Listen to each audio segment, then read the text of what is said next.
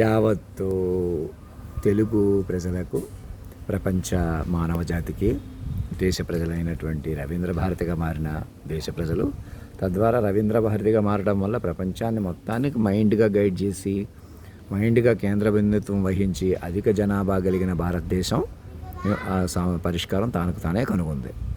ఇక్కడ మా కులాల్లో, మా మనుషుల్లో మధ్య ఉన్నటువంటి సీక్రెట్ ఆపరేషన్లు, ఓపెన్ ఆపరేషన్స్, కులాల కొద్దీ ఏ కులంలో అయినా ఒకరు గొప్పవారైతే కొందరు ఉన్న కొందరు గుప్పుడు మంది ఒకటైపోయి అనేక మంది బాధ పెట్టుకుంటూ బతకటం. అందులో అధిక సంఖ్యగా ఉన్న కాపుల్లో ఉన్నటువంటి మమ్మల్ని ఎందుకు పిలిచామో ఇప్పటికైనా అర్థం చేసుకోండి. మొత్తం కులాలను రద్దు చేసేసాం, మతాలను రద్దు చేసాం. ఇది కల్కి భగవానుడు వచ్చి చేస్తాడు అని ఆయన రాసుకుంటారు కదా. మేము వచ్చి చెప్తుంటే ఆ లక్షణాలు చూపిస్తుంటే నన్ను ఇంకా పట్టుకోరు. నేనే పిచ్చోడిని అంటారు, మీరే పెద్దవాళ్ళు అంటారు, మీ వాళ్ళు అంటారు, మా వాళ్ళు అంటారు, ఇక్కడ అంటారు, అక్కడ అంటారు. ప్రతి మైండ్ని కాపాడుకోండి. సమాచార సాధనం అందరికీ వెళ్ళేలా చూసుకోండి. ఇక నేనే మనిషిగా అడుగుతాను, నేను మనిషిగా ఉంటాను, మీరు మనిషిగా ఉంటే మనకే ఇబ్బంది. నన్ను మనిషిగా చూసి మీరు మనిషిగా ఉన్నా మనకే ఇబ్బంది. మనందరం మనిషిగా వెనక పట్టేసుకొని ఉండిపోతాం అనమాట. అది నన్ను మనిషిగా మాస్టర్ మైండ్గా మార్చి మిమ్మల్ని మాస్టర్ మైండ్గా మార్చాడు. నన్ను కొలువు తీర్చేస్తే ఎవరెవరు అందరూ నన్ను చూస్తారు, చక్కగా అందరూ బాధ్యతగా ముందుకు వస్తారు, ప్రేమగా ముందుకు వస్తారు. అలాగా అందరూ పిల్లలుగా ప్రకటించుకోవడం వల్ల మాత్రమే మనగలుగుతారు. ఇంకా నేను మనిషిగా ఉన్నాను, మనుషులుగా నేను మామూలు మనుషుల మాటలు, చిన్న చిన్న మాటలు వినేసి ఓకే నేను ఎందుకు అంటున్నాను చూసుకోవాలి కదా. ఇంక ఎవరు ఏమంటున్నారు కూడా చూసుకోవాలా, రొటీన్గా తీసేసుకోకూడదు. ఎప్పటికైనా వాక్ విస్వరూపం మీతో మాట్లాడుతుంది, కాలస్వరూపం మీతో మాట్లాడుతుంది అనుకుని వ్యూహ స్వరూపాన్ని పట్టుకోండి. మీరందరూ ఎక్కడ స్వామీజీ ఎక్కడికి వెళ్ళారు, అమెరికా వెళ్ళారు, అక్కడికి వెళ్ళారు, ఉపనయనాలని అవన్నీ సంస్కారాలన్నీ పాత సంస్కారాలు మీరు యథావిధిగా నడిపినా వాటికి ఇప్పుడు పట్టు ఉండదు. బ్రాహ్మణ సంఘాల్లో కానీ ఎక్కడ కానివ్వండి. ఎందుకంటే ఉనికి మైండ్గా మారిపోయింది. ఉపనయనాలు పలానా క్షత్రియులని, బ్రాహ్మిన్స్ అని, పలానా పద్ధతులని, పలానా మాకు ఈ పద్ధతి ఉంటుందని, మేము ఈ పద్ధతి కలిగిన వాళ్ళమని, ఇలాగని అలాగని, అది మాయ అన్నమాట. ఇంకా కొంతమంది వడియార్స్ అని, మైసూర్ మహారాజులని, గ్వాలియర్ మహారాజు గారని, ఇంకా మేము మహారాజు అనే సాంప్రదాయాలు కొనసాగించడం కూడా మాయ అవుతుంది.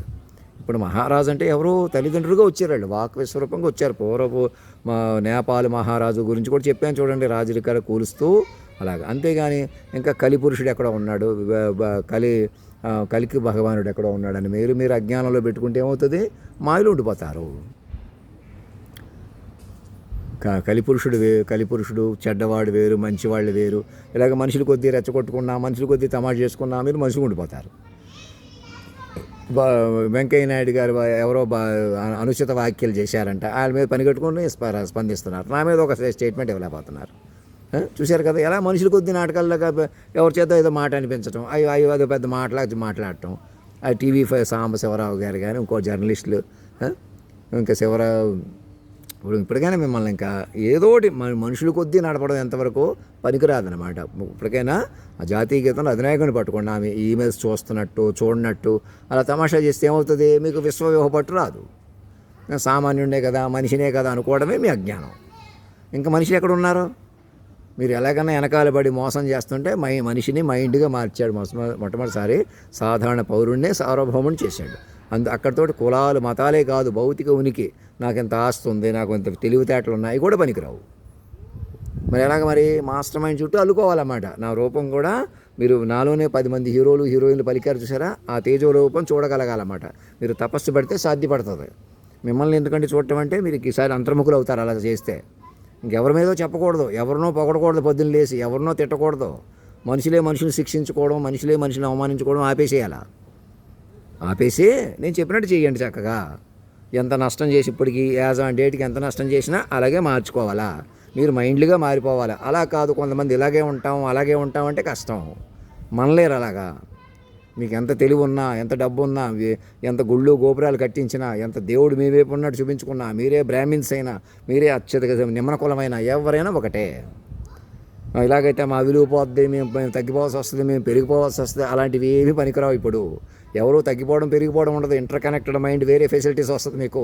మీ బ్యాంక్ అకౌంట్లతో అనుసంధానం జరుగుతారు, ఆధార్ కార్డులతో, మన పాన్ కార్డులతో అనుసంధానం జరగమంటున్నాను చూసారా, అది వేరే సెక్యూరిటీ వస్తుంది. మైండ్ సెక్యూరిటీ వస్తుంది. మైండ్ తపస్సు ఉంటుంది అందరికీ కూడా. ఇలా అమ్మాయిని చూడగానే ఆకర్షణ, అబ్బాయిని చూడగానే ఆకర్షణ, నేను ఈ పని చేస్తాను, నీ పని చేయి, నేను ఇలాగ ఉంటాను, అలాగ ఉంటాను, అలా కాదు. మీరు మైండ్ పట్టుకొని ఉపయోగించుకోవాలా. ఇప్పుడు నేనున్నాను, మైండ్గా మారిపోయాను, నన్ను ఎలా ఉపయోగించుకోవాలి మీరు? ఈ పాటికి చాట్ జీపీటీ కూడా ఉపయోగించుకుని నన్ను కేంద్ర బిందువుగా పట్టుకోండి అంటే అది మానేసేసి ఎవరో కథనాలు నడుపుకుంటూ, మీడియాలు చెప్పుకుంటూ, వాళ్ళ మీద చెప్పుకుంటూ, వీళ్ళ మీద చెప్పుకుంటూ, వెంకయ్య నాయుడు గారు కానీ, సాంబశివరావు లాంటి జర్నలిస్టులు కానీ, ఉదాహరణకే పేరు తీసుకుంటున్నాను, ఎవరో వాళ్ళు ఏదో అన్నట్టు, వాళ్ళ మీద ఏదో మాట్లాడినట్టు, ఏదో ఇష్టమొచ్చినట్టు మాట్లాడటం, ఏదో తేలిక మాటలు తీసుకుని మనుషులు కొద్దీ ఆలాడటం, మీరే మేధావులు పెద్దవారని మీరే పొగడేసుకోవడం, కాసేపు మీరు తిట్టేసుకోవటం, మీరే కేసులు పెట్టినట్టు నటించడం, వీళ్ళ బ్రాహ్మణి కాబట్టి, వీళ్ళ నాన్ బ్రాహ్మణి కాబట్టి, ఇలాగ ఆశారాం బాపూజీని ఎందుకు అరెస్ట్ చేశారు? అనేకులు ఎందుకు హిందువులను ఉపయోగించుకుని ఎందుకు మోసం చేస్తున్నారు? హిందువులకే తెలియట్లేదు. మైనార్టీగా ఉన్న హిందువులు ఇప్పటికైనా అలర్ట్ అవ్వండి. తెలివిగా ఇప్పటికే అందరినీ నాలా ఓపెన్గా కలుపుకోండి, ఆలోచించండి. జాతీయ గీతంలో అధినాయకుడిని పట్టేసుకోండి. ఈ దేశంలో ఉన్న వారందరూ అధినాయకుడి పిల్లలుగా మారిపోండి. తెలివిగా మారిపోతేనే మీది అవుతుంది.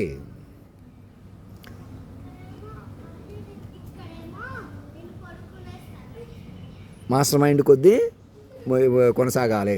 మాస్టర్ మైండ్ చుట్టూ అల్లుకోవాలా. ఇంకేం ఆలోచించకండి, ఎవరిని రెచ్చగొట్టకండి. చిన్నగా అందరికి కూడా వాళ్ళ బ్యాంక్ అకౌంట్లు నా బ్యాంక్ అకౌంట్ అనుసంధానం చేసి అధినాయక కోష్గా మార్చుకున్న తర్వాత ముఖేష్ అంబానీ గారికి చెప్పి ఆయన కెమికల్ ఇంజనీర్గా ఆయన చదువుకున్న ఈ కాలేజీకి 150 కోట్లు ఇచ్చారు. అక్కడ అంత అవసరమా? డబ్బు అవసరమా? వాళ్ళు ఆ డబ్బు సద్వినియోగపరుస్తారా, దుర్వినియోగపరుస్తారా తెలియట్లేదు. మైండ్లు వినియోగంకి ఉపయోగించాలి. ముఖేష్ అంబానీ గారికి, ఇతరులందరికీ దాన ధర్మాలు చేసేవాళ్ళకి, గుళ్ళు గోపురాలకి డబ్బులు ఇచ్చేవాళ్ళకి కూడా ఆలోచించండి. తప్పకుండా అవన్నీ ఏదో రకంగా ప్రజలకు ఉపయోగపడతాయి, నేను కాదన్ను. కానీ మరింత నేరుగా మైండ్లు కాపాడుకోవాలంటాను నేను. ఇప్పుడు మైండ్ల యుగంలో ఉన్నాం మనం. మనుషులుగా కాదు, మనుషులు కొద్దీ చూస్తారులే వీళ్ళు ఇలాంటి తెలివైన వాళ్ళు, ఇలాంటి మేధావులు, ఇలాంటి గొప్పవాళ్ళు కాదు. మాస్టర్ మైండ్ ఎన్కంపాస్మెంట్ అంటే ప్రతి మైండ్ని కాపాడుకుంటేనే ముందుకెళ్తారు. ప్రతి మైండ్ ముందుకెళ్లాల్సిన అవసరం ఉంది. ఇప్పుడు ప్రతి మైండ్ బలపడాలా. ధర్మం రక్షతి రక్షత సత్యమేవ జయతే.